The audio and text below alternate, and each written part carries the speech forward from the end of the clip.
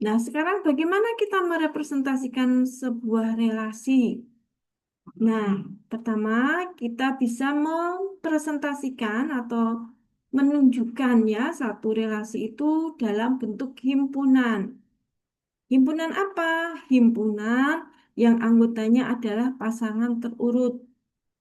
Nah, misalkan ini R adalah relasi yang menghubungkan himpunan P dan himpunan Q dengan definisinya relasi R dari P dan ke Q ya dengan pasangan terurut P, Q di mana P habis membagi Q. Nah, jadi kita harus membuat pasangan P, Q, di mana P-nya itu habis membagi Q. P kecil ini maksudnya adalah anggota dari himpunan P yang besar ini. Dan Q kecil ini maksudnya adalah anggota dari himpunan Q ini. Sehingga kita peroleh relasi kita merupakan satu himpunan ya dengan anggota pasangan terurut. Pertama, 2,2. Kenapa? Ya, karena dua anggota P ini habis membagi dua anggota Q. Maka kita pasangkan 2,2. Selanjutnya apa? Nah, 2 ini juga habis membagi 4. Sehingga ada juga pasangan 2,4. 2 habis membagi 8, ada juga pasangan 2,8. Gitu ya. Kemudian 3 habis membagi 9. Berarti ada nih pasangan 3,9, 3 habis membagi 15, ya, ada pasangan 3,15. Demikian juga 4 habis membagi 4, jadi ada 4,4 dan 4 habis membagi 8, 4,8. Perhatikan ya, sesuai dengan definisi himpunan. Definisi himpunan itu adalah kumpulan dari anggota-anggota himpunan yang unik, gitu ya. Nah, kemudian eh, anggota-anggota himpunan itu tidaklah harus dituliskan secara urut, ya. Pokoknya ada saja. Nah, beda dengan yang disebut dengan pasangan terurut. Nah, pasangan terurut itu memang harus urut. Ya, ini dari daerah asal ke daerah hasil. Oke, sehingga kalau dilihat di sini, boleh nggak misalkan 3,9 saya letakkan di depan 2,4? Boleh, gitu ya. Tetapi tidak boleh ditulis 9,3 itu yang tidak boleh ya. Tapi kalau 3,9-nya kita letakkan di depan pasangan 2,4 tidak masalah. 3,15 kita letakkan di depan 2,8 tidak masalah ya. Jadi kalau di situ anggota-anggotanya boleh tidak urut, tetapi yang di dalam ini yang pasangan terurut ya sesuai dengan definisinya memang harus urut. Kemudian representasi dengan diagram panah. Nah, ini contoh-contoh representasi relasi dengan diagram panah. Jadi kita menunjukkan himpunan yang menjadi yang dikenai relasi tadi, gitu ya. Kemudian kita menunjukkan pasangannya dengan memberikan garis berarah ya dari daerah asal ke daerah hasil. Nah, ini tadi untuk contoh yang relasi mahasiswa mengambil mata kuliah ya, ini. Jadi Amir mengambil mata kuliah dengan kode ini dan mengambil mata kuliah dengan kode 323 ya, 251 dan 323.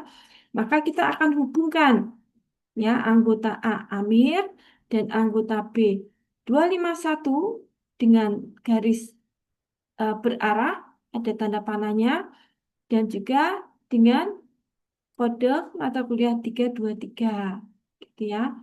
Nah, ini contoh relasi dengan diagram panah. Ini untuk contoh ini, terus ini untuk contoh yang keempat, ya.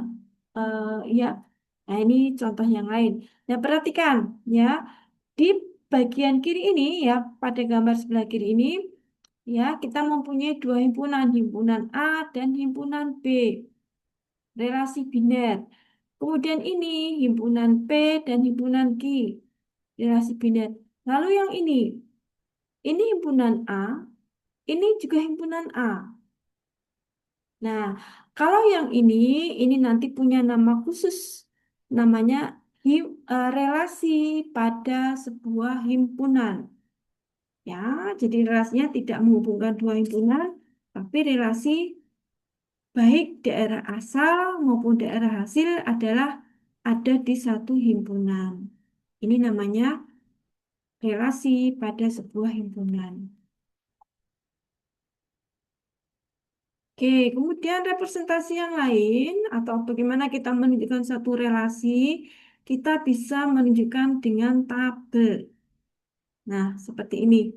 Ya, antara dua himpunan ya, relasi biner, maka yang kolom kiri ini untuk himpunan daerah asal, yang kolom kanan ini untuk himpunan daerah hasil. Nah, ini contoh untuk representasi relasi dengan menggunakan tabel. Nah, bisa juga relasi itu dinyatakan dengan matriks. Nah, matriks adalah susunan angka-angka dalam bentuk persegi 4. Jadi ada baris dan ada kolom. Nah, kita bisa merepresentasikan relasi dengan matriks seperti ini. Ya, jadi untuk baris itu kita representasikan untuk himpunan daerah asal, kemudian untuk kolom, ya, kolom B1, B2 sampai Bn, ini untuk representasi daerah hasil.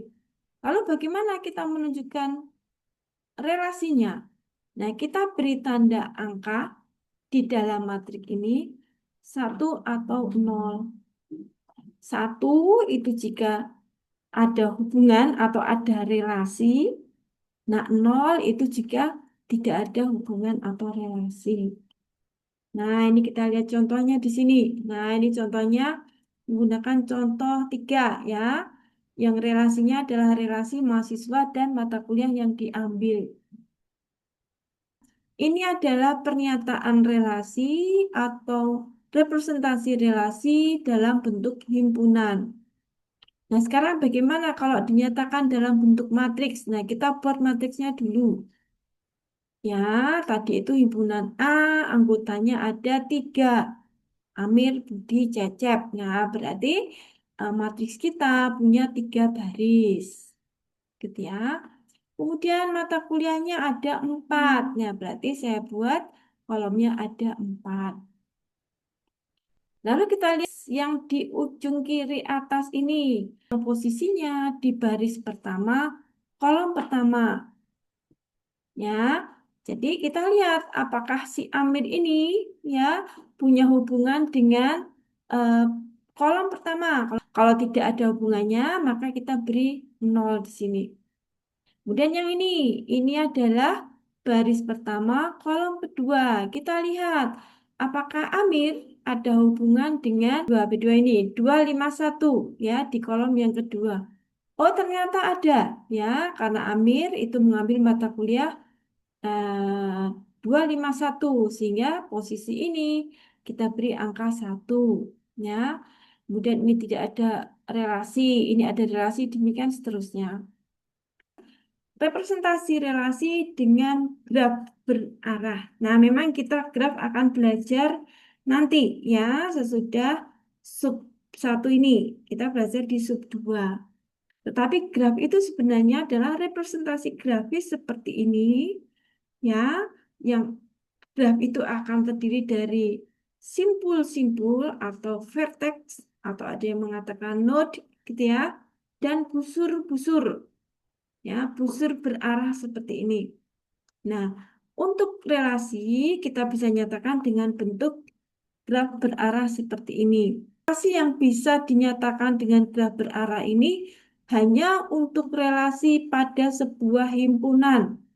Ya, jadi relasi yang daerah hasil maupun daerah asal itu ada pada satu himpunan, ya, bukan antar dua himpunan, bukan 3 himpunan, bukan, ya, tapi relasi pada satu himpunan. daerah asalnya ya himpunan A, daerah hasilnya juga diambil dari himpunan A juga.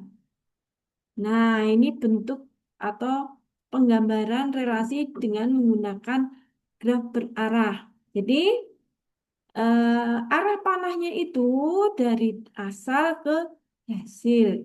Ya. Berarti ini pasangannya adalah B, A, gitu ya.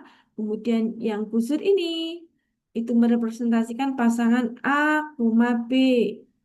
Nah, yang ini representasi B, D, ini representasi D, B, dan seterusnya. Dan yang ya, ini namanya gelang atau loop atau kalang.